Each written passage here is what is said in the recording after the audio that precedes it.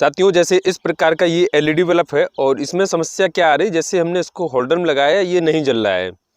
और होल्डर लगाने के बाद अगर हम इस बल्ब को थोड़ा सा ठोक रहे हैं, मतलब ठोका पीटी कर रहे हैं या हिला रहे हैं, तो ये हल्की सी ब्लिंकिंग कर रहा है। तो इसका मतलब समझ में आ रहा है दोस्तों, यहाँ पे इसके अंदर कोई ना कोई इसका जो फॉल्ट है वो जैसे तारा टूटा हुआ है जो हल्का सा टच हो रहा है, या हो सकता है ये कुछ डैमेज हुआ हो, इसका प्रिंट उखड़ गया हो, ऐसा कुछ हो सकता है। तो यदि इस प्रकार की समस्या आ रही है तो रिपेयरिंग करना बहुत ही सरल है। आप पूरा वीडियो देखिए, हम स्टेप बाय स्टेप बताएंगे कि इसको कैसे ठीक करना है। वाट बल्ब का कोई भी बल्ब हो, कितने भी वाट का हो, मेथड आप यही यूज करना है ना, सिंपल। अभी इसके अंदर जो है किनारे किनारे ग्लू चिपका हुआ है हीट सिंक पेस्ट के बगल में, ये देखिए जो एल्युमिनियम की प्लेट है वो चिपकी हुई है। तो हमें सबसे पहले एल्युमिनियम की प्लेट को यहाँ से रिमूव करना होगा, है ना। तो सबसे पहली बात क्या है कि इसके अंदर जो ड्राइवर सर्किट है उसी में कमी है, ऊपर कोई फॉल्ट नहीं है, इसके अंदर जो मशीन है उसी सर्किट में कोई कमी है। तो हम क्या करेंगे, उस सर्किट को बाहर निकाल लेंगे। उसको बाहर निकालने के लिए पहले ये ऊपर से MCPCB हटाएंगे और ये जो एल्युमिनियम प्लेट है इसको हटाएंगे, फिर ये बाहर निकलेगा।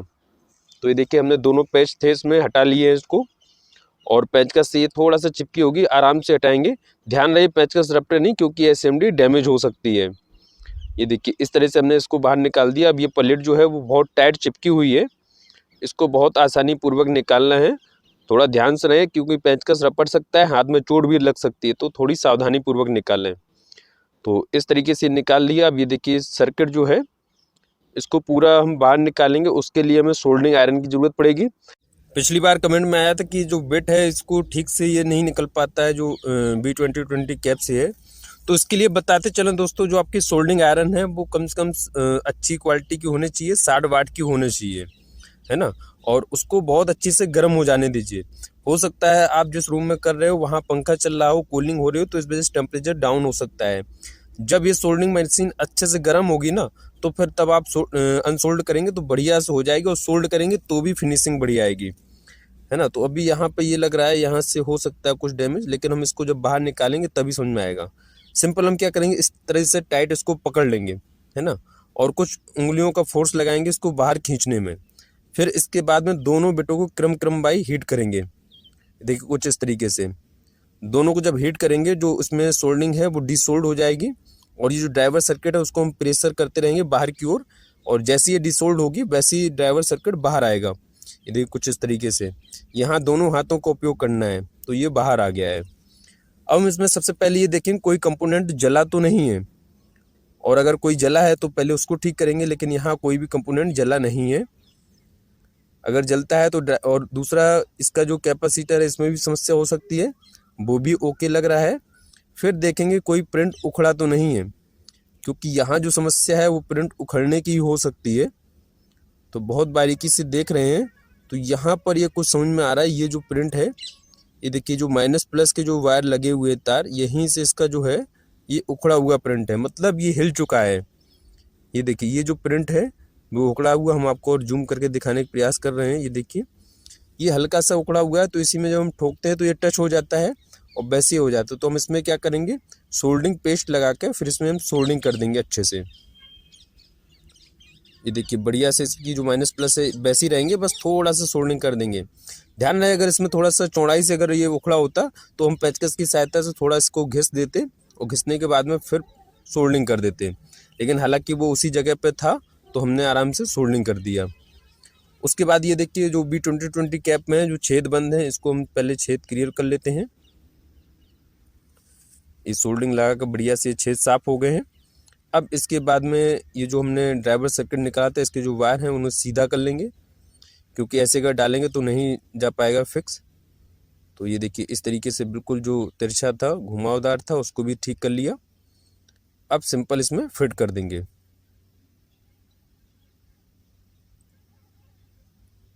तो कुछ इस तरीके से फिट हो गया है।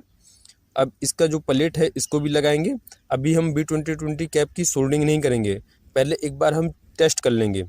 और जो हमने प्लेट खींची थी वो थोड़ी सी तिरछी हो गई हो तो उसको ठोक कर ठीक कर लीजिए, क्योंकि जो हीट सिंक पेस्ट है वो फिक्स रहे और जो प्लेट है उसमें बढ़िया से फिक्स बैठे, वो हीट प्रॉपर खींच सके इस तरीके से।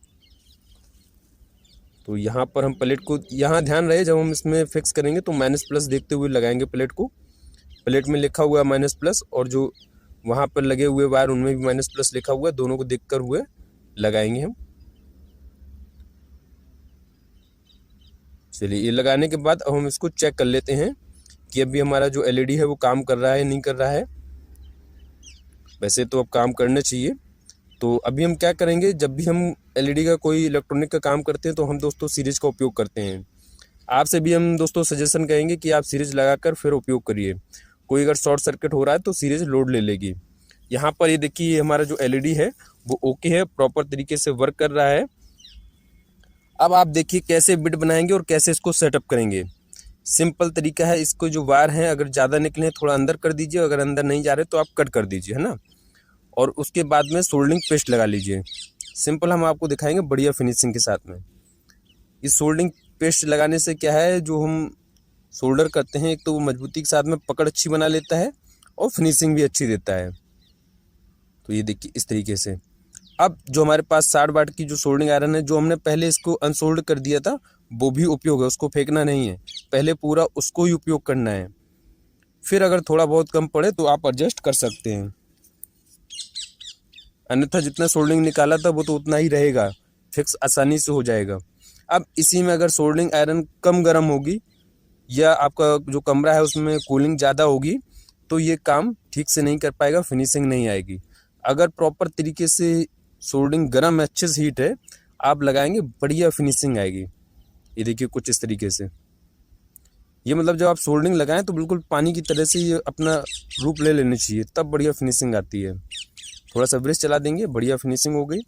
अब इसके बाद में जो प्लेट है इसको फिक्स करना है। ये चलिए, अभी ये फिक्स नहीं आ पा रही है तो हम क्या करेंगे, इसमें पेस्ट जो है वो कसेंगे और उसके लिए हम इसको बाहर निकाल लेते हैं पूरा। ये छेद जो हैं वो दाएं बाएं हो रहे हैं, इस प्लेट को बाहर निकाल लेते हैं और फिर पेस्ट से कसेंगे तो फिर सही आ जाएगा।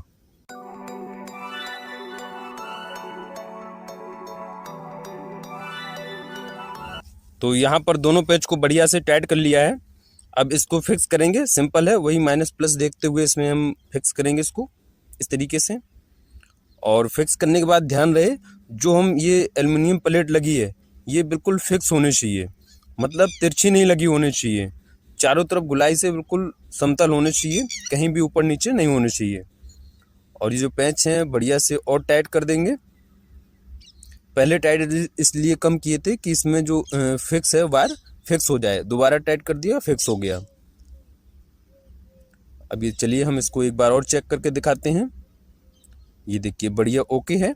अब इसके बाद जो इसका ढक्कन है इसको फिक्स कर लेते हैं, लेकिन उसके पहले जो इसकी जो प्लेट है इसको थोड़ा सा ठोक देते हैं ताकि ये अच्छी से जो हीट है वो उसको खींच सके और जो एसएमडी है वो कम गर्म हो पाए, क्योंकि ये ढीली रहेगी तो प्रॉपर हीट नहीं खींच पाएगी, है ना। और ये इसके खुलने के चांस ज़्यादा हैं और ये स्पार्किंग भी करेगा क्योंकि इसमें सोल्डरिंग है नहीं एसएमडी में, तो इस वजह से इसको ठोकना ज़रूरी है, फिक्स करना ज़रूरी है। ये देखिए प्रॉपर बढ़िया से काम कर रहा है। अब इसका जो डिफ्यूज़र है जिसको ढक्कन कहते हैं इस तरीके से लगाएंगे, थोड़ा प्रेस कर देंगे, ये देखिए फिक्स आ गया बढ़िया से। चलिए अब चेक कर लेते हैं। तो ये दोस्तों एलईडी जो हमारी है बनकर तैयार हुआ है। यदि दोस्तों आपका कोई क्वेश्चन या सुझाव हो तो हमें कमेंट करके ज़रूर बताइएगा। मिलते हैं किसी अगले नए टॉपिक के साथ। जय हिंद दोस्तों।